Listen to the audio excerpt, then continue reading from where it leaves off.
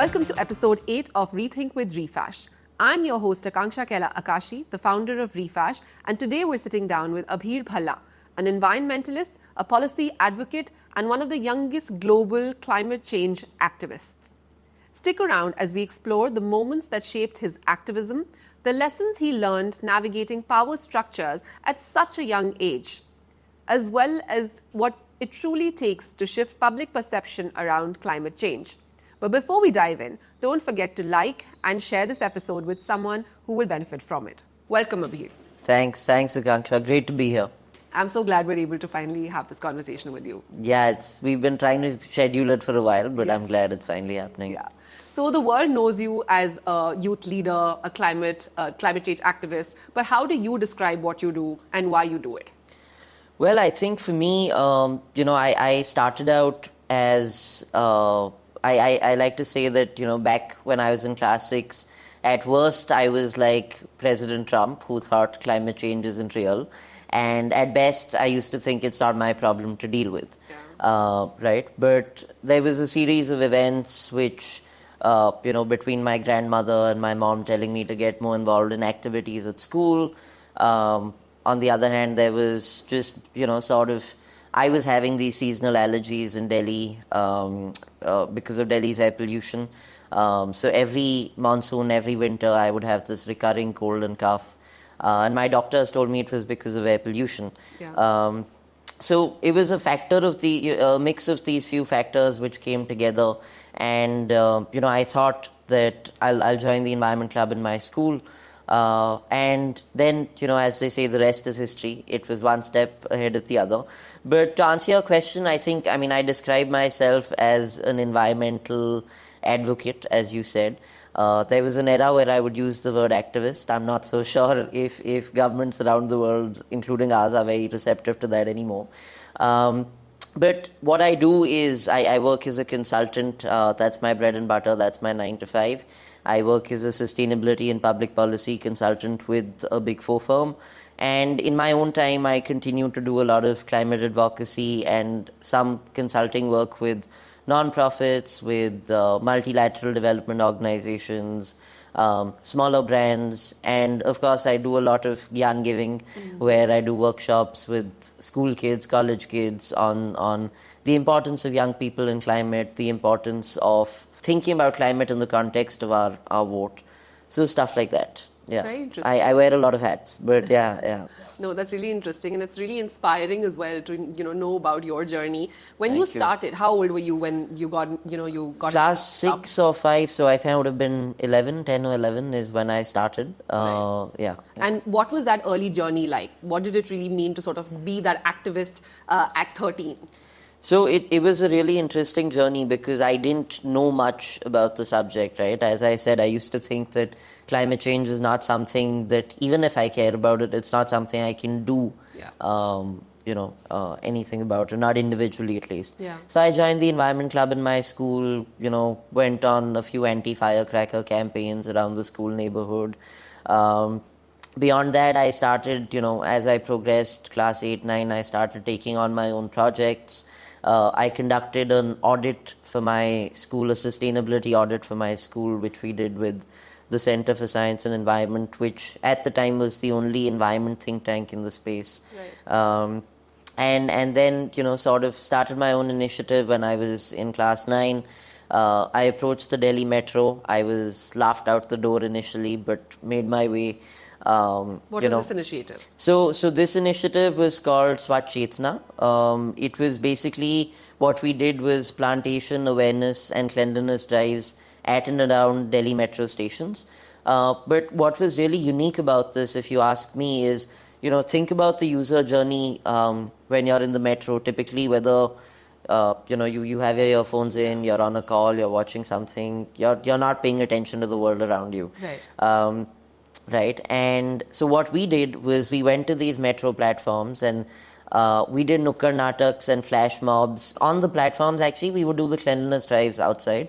But the flash mobs and nukkad nataks would happen at the concourse level or where the platforms were. And we'd get people coming out of trains and asking us all sorts of questions, right? Like, why should I buy a bamboo toothbrush? Is it not a sustainability gimmick?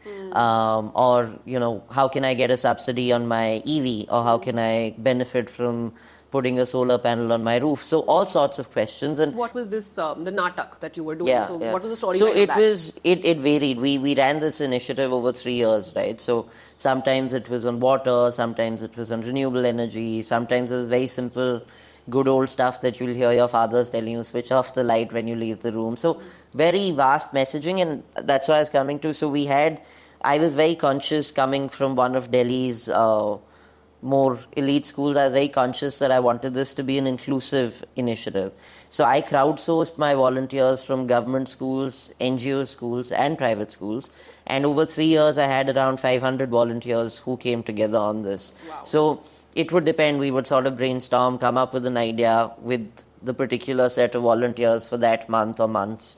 And then we would just repeat. And so if we were going to a Ghaziabad or somewhere in East Delhi, we try and get kids from that area themselves, itself, right? Didn't always work out, but sometimes, because they would go one step further and then talk about it at home as well. Of course. So that was really impactful because, the metro is the one place in this city. There's no other place where you'll find blue-collar staff, white-collar staff, your didis, bhaiyas, students, everyone, right, under the same roof. Yeah, it's the only place where all the classes kind of come Exactly. So, and we disrupted their daily schedule, right? Otherwise, if I go to a DU and I give a talk or a workshop, in a college or a school, it's typically because it's mandated or because a club or a society is organizing it, right? So they listen for 10, 15 minutes, but after that, unless they're really passionate about it, it's not going to make a difference. Here, we just went into the ordinary lives of everyone, disrupted it, and got them to look up and care. I'm not saying that they did all of it, but the fact that, just like I said, I didn't care about the problem, but then there were ABC factors which led to it. So if I could disrupt someone's schedule, get them to look up, ask questions, then I know I have a buy-in, right? True. We'd get massive crowds on these platforms. So very successful initiative, went on right up until COVID. COVID, of course, then I got into university. We had to stop the initiatives during COVID. And post-COVID, I think, and during COVID is when my freelancer era and influencer era, if I can call it that, sort of emerged because I couldn't be doing half the stuff I was doing outside earlier, right? So started doing a lot of conversations like these. Some of the smaller organizations, schools, colleges started reaching out, smaller nonprofits, to do a 3-month or a 6-month project with them. I did a couple of 6-month contracts with UNICEF, UNEP. So that was very cool. I was doing all of this alongside college. Yeah. So and what it was were these projects good. like? Very, very varied. Some were, so the project I did with UNICEF in partnership with a US-based nonprofit, they were funding it over here, was a climate education project. So we developed a plan to create environmental Olympiads for schools in Delhi NCR. And, we took that, we rolled that out. So I developed the sort of plan for it, implemented it. We got a bunch of other partners to come in as well. Then, obviously 2-3 kids who won got to go to the UNICEF headquarters, all of that. So end-to-end planning, execution, implementation of this project was something I led. Similarly, like I mentioned, the sustainability audit I did in school. I did something similar for a couple of other universities which were not mine. So I went there, spent a couple of weeks there, carried out those sustainability audits, and helped them report their numbers. So varied stuff. This was more in terms of freelance consulting work, and on the advocacy and influencing bit, I've sort of been promoting a lot of not a lot, because a lot approach, and then I find that not all of them are authentic. But I do like to sort of engage with brands which are authentic. I'm not saying that they should be 100% perfect, but if they're claiming to do a 20%, they better nail that 20%. That's what I believe in. So yeah. Very interesting. Yeah. What are some of the challenges that you faced early on, even your project with, the Swachh Chetna project with the Delhi Metro? How did you actually convince the officials to give you that space to do it for 3 years? And also, what was the impact that you saw after 3 years? Yeah. So it was almost a defining moment for me, because I had gone. I remember I was 15 or 16, and as I mentioned, I was taking on these initiatives in school more proactively at that stage. Um, and I read in the paper, when you're 15, 16, everyone at home is telling you news pad liya karo, this, that. For me, I'm very interested in politics, so I happen to follow the news in any case. But I read in the paper one day that Delhi Metro is the world's first green metro system. And I was very puzzled, because typically you look to the West for these sort of things. And then I realized that, if you look at metro systems in Paris, New York, London, they're like 40 years, 50 years old, older than that, right? So we had the first green metro system in the world, which means in terms of emissions, in terms of consumption, input, output, everything is highly optimized compared to the benchmark, right? We are using renewable energy more and more. Anyway, I'm getting distracted. But the main point was, I decided that I want to do something with the Delhi Metro after reading that, and I didn't have a very well thought out plan. So at the age of 16, I thought it's perfectly fine to march into a government office and say, I want to meet your head of corporate responsibility, because the MRC is a public-private partnership, right? And this was when Swachh Chetna was already in your... No, I had no idea. Okay, there was no project. I literally read in the paper that there's a green metro system. I said, chalo, inke saath kuch karna hai. So I walked into the office 2-3 days later. Right. And sure enough, typical government, there was a lady at the reception who was your typical sarkari babu style behavior. So she looked at, and I'm not very tall right now, I was even shorter back then. She looked over the desk like this, and she's pulling her glasses down, full drama, and she's like, Mummy kho gayi hai kya? What are you doing here? Right? Have you wandered? Why have you wandered in here? And very indignantly, I was like, no, I want to meet her head of, corporate responsibility. I have a few things I'd like to discuss with her. Amazing. But suffice to say, I was not let into that meeting, which I had not even scheduled, obviously. Right. But then I gathered my thoughts. I said, I have to do some planning. Wrote a bunch of emails, didn't get a response. But then I was more structured. So I spent the next 3 months becoming a human equivalent of a government file, where I was moved from one waiting room to another, one secretary to an undersecretary to a chief secretary, blah, blah, blah, full ecosystem I explored. And then 3 months later, I got the meeting I wanted. It turned out that lady happened to be a parent of one of my school seniors, who I didn't know personally. Had I known, I could have gone that route much earlier on. But she was very supportive, and unlike a lot of, you don't see a lot of receptivity to youth-led initiatives. At 16, you can't even sign an MOU on your own, right? You have to get a legal guardian to do that. So she was very supportive of young people. She's actually leading the Bullet Train project today for India. But so she was very supportive. She sort of helped me piece this together. I had broad strokes ideas. We worked together to package it. And I don't know for sure, but I'm willing to bet that I was the first and maybe last person that the Delhi Metro signed an MOU with at the age of 16. So that's cool. And then we went on for the next 3 years, and that's how Swachh Chetna emerged. But in terms of challenges, it's exactly this, right? We see our politicians talking about Bharat ki yuva peedhi hai, it's India's time to tap into its demographic dividend, all of those things.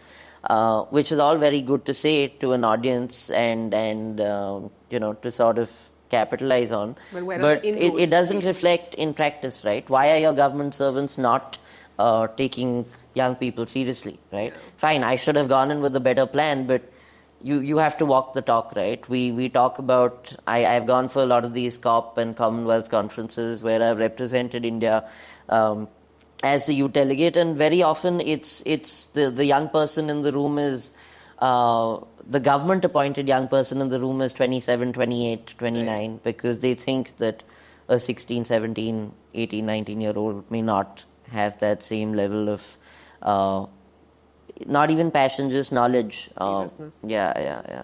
At grade 7 or grade 6 level, you don't really know what you want to do in life, right? Yeah. But where did your conviction come from to say that kuch karna hai, even at even when you were in grade 6? Because usually we or like, your parents or your ecosystem asks you that question, or you ask yourself that question when you're nearing probably grade 12 to say, okay, Correct. what do you want to do in life, right? So, I mean, full credit again to my mom and nanny there, because they said that it was two things, right? They said that, okay, join a club society in school, which any parent will tell you. But it just so happened, it was timing also, where I went and sat in this environment club meeting, which I thought was a drag and I thought it was very boring. And 2 days later or 2 days before, I had gone to my general physician, who told me that, you're having this bronchitis thing because of prolonged exposure to Delhi's air.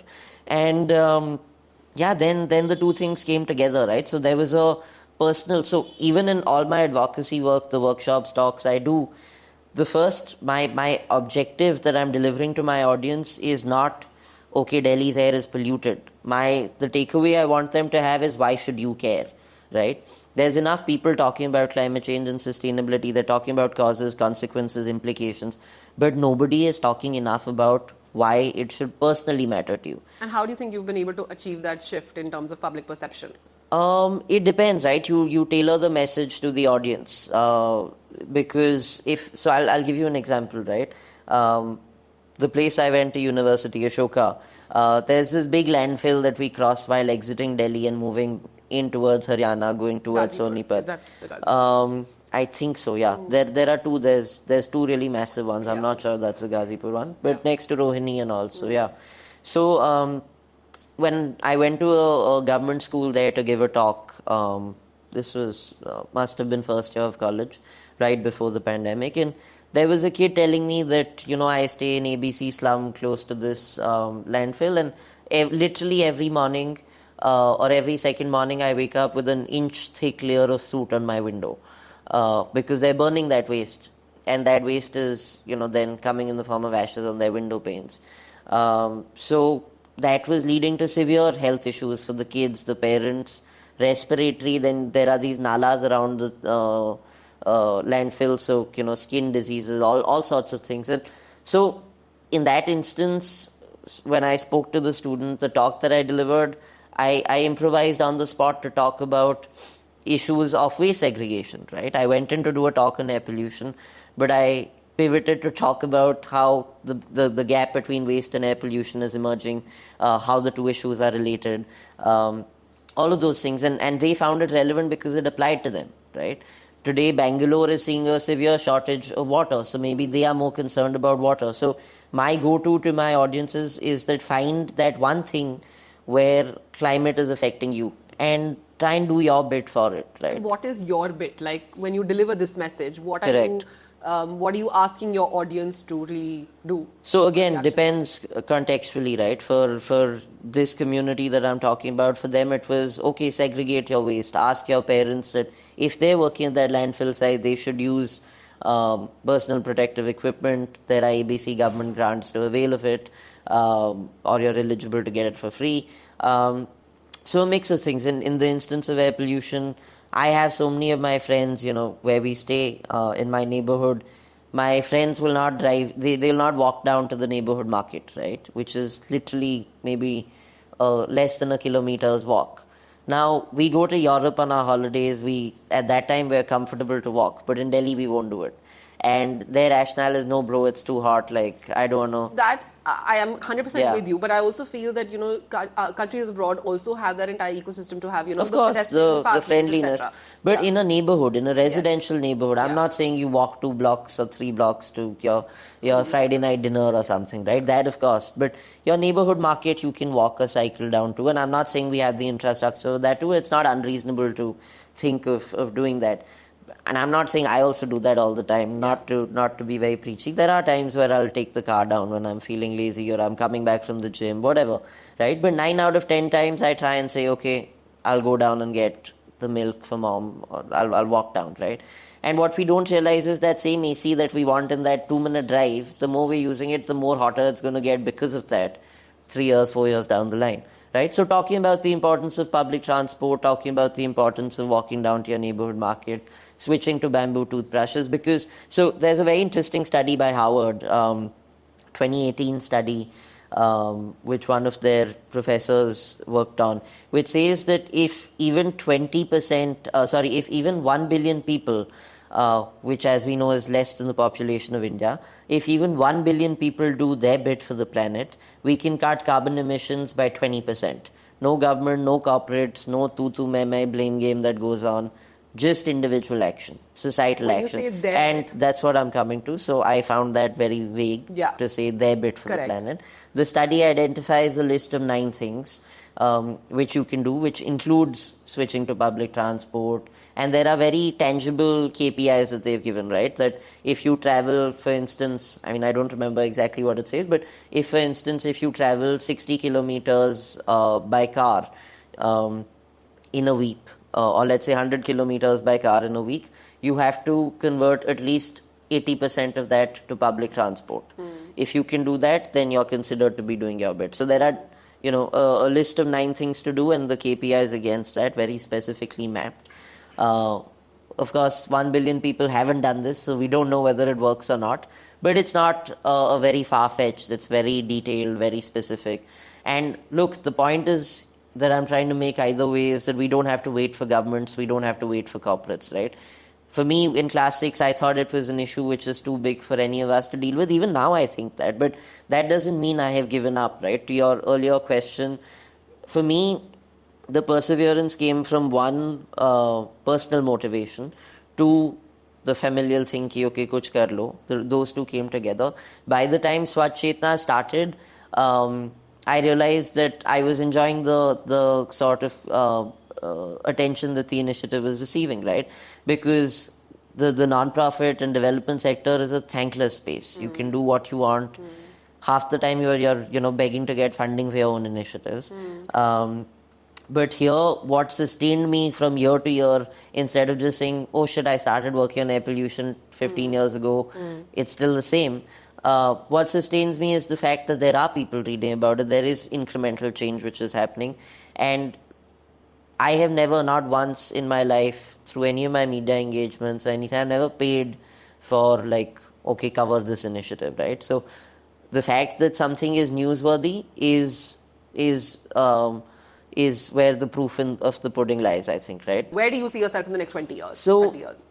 In school, we used to have this thing called a My Page in our report cards, where you could draw, doodle, do whatever you want before your parents see your report cards, maybe to make them feel better about your grades or whatever. So from class 1 to class 12, consistently, in this My Page, I have doodled or written or said something or the other about wanting to be the Prime Minister, right? So while most people in class 1, my batchmates were saying one day they want to be a pilot, one day an astronaut, I had Rashtrapati Bhavan and I have a photo of that somewhere. Terrible drawing, terrible English, terrible everything, but you can see what, to my mind, sorry, not Rashtrapati Bhavan, Red Fort. Red Fort is there and there's an India flag there, and I've written I want to be Prime Minister because he helps people. And that's a vision that has stayed with me since then. I'm very cognizant of the challenges. I don't come from a political or a very super extreme wealthy family that can, give me that nudge into politics. And if you want to contest at a national level, you can't be the Virat Kohli of a Delhi cricket team. You can't be the bratty Delhi boy, right? You have to sort of be a man of the people. So I'm cognizant of the hurdles, but I do see myself, or at least aspire to enter politics as a technocrat, just like a Jai Shankar or an Ashwini Vaishnav or a Shashi Tharoor to some degree. So focus on sustainability, focus on diplomacy. Those are my 2 areas of interest, and then sort of leverage that to enter into politics eventually. So in an interview, you also mentioned that you think that climate change is not our biggest problem, but the biggest problem is our perception of it. How do you think that is something that we can change in terms of how the public perceives climate change as something which is abstract and distant to something which is more personal and something that needs immediate action? It's exactly what you said, right? The problem with climate change is that unlike an earthquake or even a terrorist attack or anything which is immediate, right, where you can tell that there is a situation of distress, climate change is manifesting itself in many forms, and B, over a long period of time, Yeah. right? 10 years ago, I would have said that, we'll see ABC outcome in a number of years from now. But today we're at a place where we are seeing real effects already, right? But again, that relatability that we were talking about, that individual call to action, or the individual relevance of the issue, rather, is a better way to put it. The individual relevance of the issue is very important, and that doesn't get highlighted, right? So when I mentioned in that interview that the perception of climate change is a larger problem than climate change itself, is because until perception of climate change evolves or changes, we cannot address the issue accurately or adequately. And that's a very big problem because, one, as we were just discussing, it's not, compared to 10 years ago, yes, it's immediate. We saw Joshimath sinking, we're seeing Pakistan flooding, we're seeing droughts in Bangalore. So we're seeing the implications right now in front of us. But it's again at a massive scale, right? Like, for just you and I to think that, okay, we're going to stop Delhi's, we're going to clean Delhi's air overnight, or we're going to, fix all of Bangalore's lakes overnight is unrealistic. Even for a government to think that is unrealistic, Yeah. right? So therefore, perception is important. And, to what I was saying about what young people can do specifically, I think that's where we as young people have to bring about that change in perception, right? The fact that, one, we need to tell people that climate change is a thing and it's not just, a scientific concept. Secondly, we need to advance climate education itself. Today, even now, it remains just a 2-marker definition that you ratta maro in class 8. That's it, right? Yeah. So climate education, schools and all are doing workshops and all, but it's not leading to tangible outcomes, right? So climate education needs to be turned around on its head, which young people need to sort of pioneer as people who've recently received education. People like myself need to be working with the Ministry of Education, developing a syllabus, doing stuff like the Environmental Olympiad, all of those things, right? And other than that, also talking about the long-term effect, right?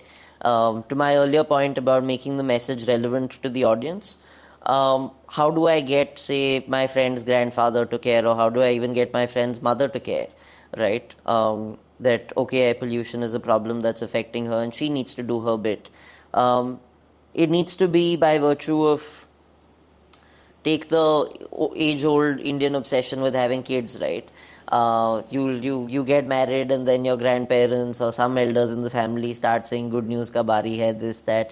So while it sounds very far-fetched from a perception perspective to say that, oh, generations after ours will be suffering the consequences, you have to turn the question on its head and say, even if we get, what we were discussing earlier, even if we get kids into this world, is this the environment you want them to grow up in? And you want them to have a healthy future, and you do a little bit of emotional atyachar with your grandparents who think that climate change is a hoax otherwise, right? Yeah.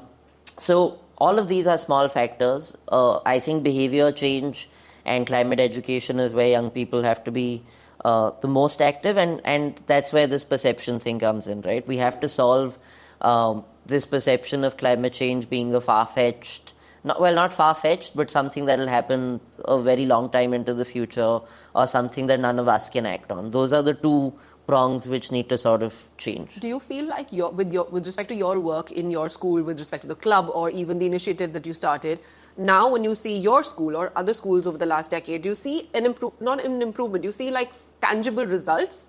Hands down. I mean, my own school has gone above and beyond the prescribed syllabus per se, and they have like a handbook on climate change, what can be done, what each of us can do in our household. So in that sense, yes. And again, this idea that I was talking about of passing on your social initiatives is catching interest, right? Because if someone is unfortunately doing something just to pad up their CV, there is a degree of uniqueness, right? Beyond the point you'll do the same medical kits, or you'll do a food distribution drive, or you can only get as creative with the limited resources you have as a student, right? So